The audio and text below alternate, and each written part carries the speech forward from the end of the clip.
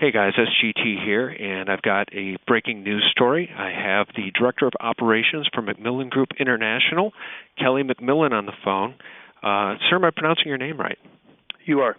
Sir, there's email flying around today that's been forwarded to me that you're having some issues with Bank of America because they apparently don't want to do business with a company that's producing weapons or ammunition. Can you tell us about that?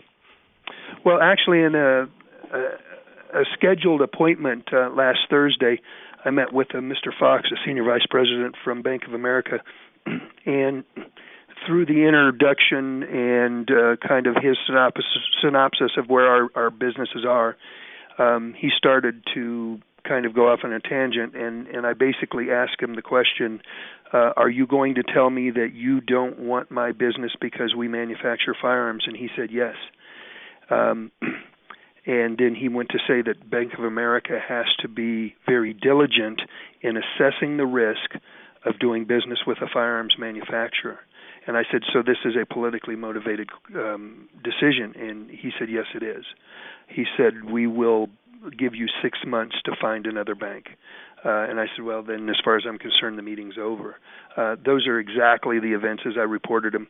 I've not made any claims about what Bank of America's policy is. I don't know whose decision this was. I don't know whether he was carrying a message or whether because of his position he just decided on his own to do this. But the fact of the matter is he came to my office, represented Bank of America, and we had this conversation. And I thought it was important that my fan base on Facebook and my customers around the country know exactly what happened, and so that's why I posted it. In the email that I received, you wrote, quote, I think it's important for all Americans who believe in and support our Second Amendment rights to keep and bear arms, that they should know when a business does not support these rights. Why in the world do you think that Bank of America would take on something like this in a climate where the Department of Homeland Security has recently put in an order with ATK out of Anoka, Minnesota for 450 million hollow point bullets, 40 caliber bullets. To me, I'm seeing an unfolding tyranny and a fascist system really take hold in this country, and I think this is just one more piece of evidence. Well, from a political standpoint, I don't really know where Bank of America really stands. I want to make sure everybody knows that this is not about McMillan and it's not about money. It's about our right to keep and bear arms. They keep pointing to the fact that they have business dealings with other firearms manufacturers and that they've done deals with the Freedom Group, and I don't know what that means.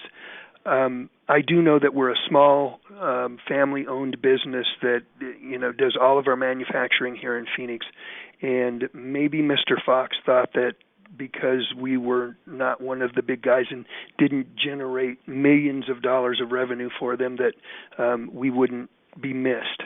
But the fact of the matter is it doesn't matter how large a company that you are. We're proud to be Americans. We hire American. We manufacture everything right here. We contribute to the economy. We have 75 employees that are almost all of them exclusively Bank of America customers because they chose to bank where we bank. And so I have no idea what motivated the decision.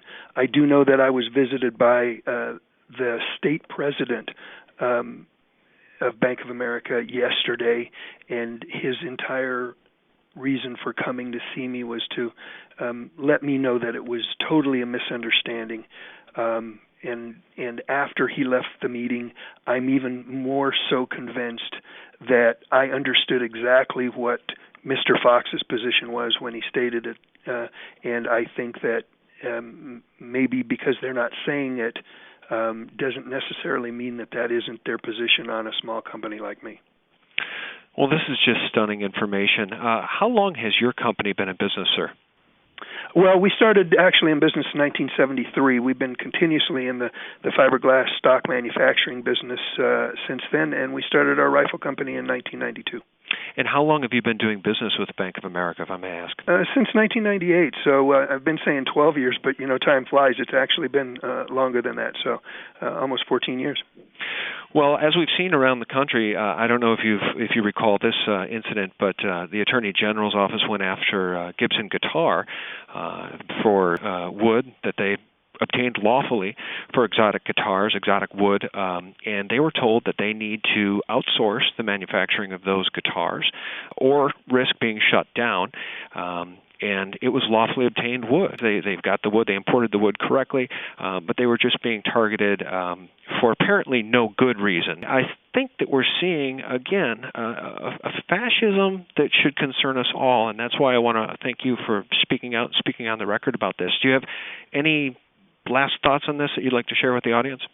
Well, I would like to share that I support Gibson 100%. I actually own a couple of their guitars, and I thought that was totally outrageous because we mostly manufacture rifles that have synthetic stocks.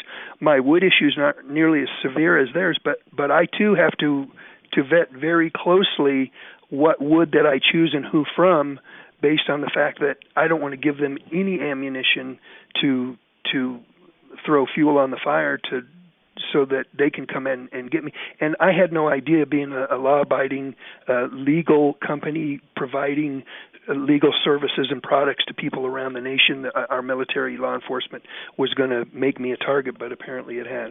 Yeah, and, our Second Amendment rights are the most precious rights we have. Beyond freedom of speech, the guns are what keep us free in this country. And do you, in your opinion, see this government starting to come after the guns soon? Have you seen any examples of that, or do you have any concerns?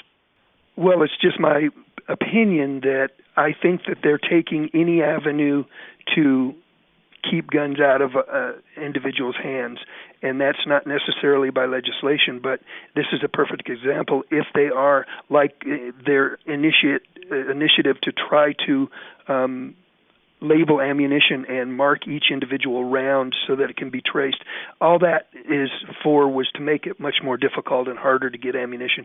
If we don't have ammunition for our guns, then they're not very useful to us. So I think they'll take any tack that they can in their effort to make sure that Americans don't have the ability to own and use firearms.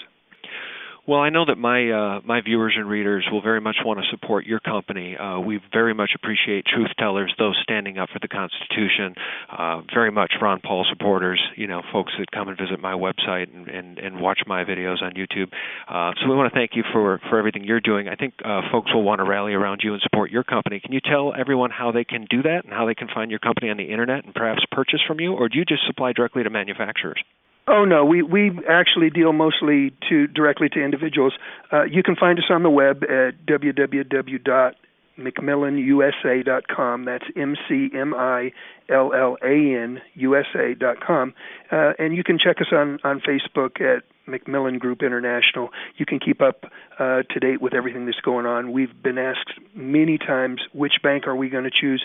And when we do that, we'll put it on our Facebook and on the webpage so that people will know that we've actually done due diligence and found a Second Amendment friendly, not just tolerant, but Second Amendment friendly and supportive of the firearms industry, and a good, solid, well-funded bank that's not on the verge of bankruptcy and hasn't been bailed out by the American taxpayer. So I know that's important for everybody who wants to know who we choose. We'll put that out there, and then they'll make their own choices on which banks fit for them. Well, that's fantastic, and you hit the nail on the head because as my readers know, Bank of America received, I think, $5 billion in bailouts not that darn long ago, which saved them from the precipice of bankruptcy. You'd think that they would want to target, their most dependable, profitable customers, good, loyal customers like yourself, and enroll at the red carpet of service, but apparently not when you deal in firearms. Sir, thanks so much for your time. We very much appreciate it, and we'll talk to you soon. Well, thanks for having me on, and I appreciate your support.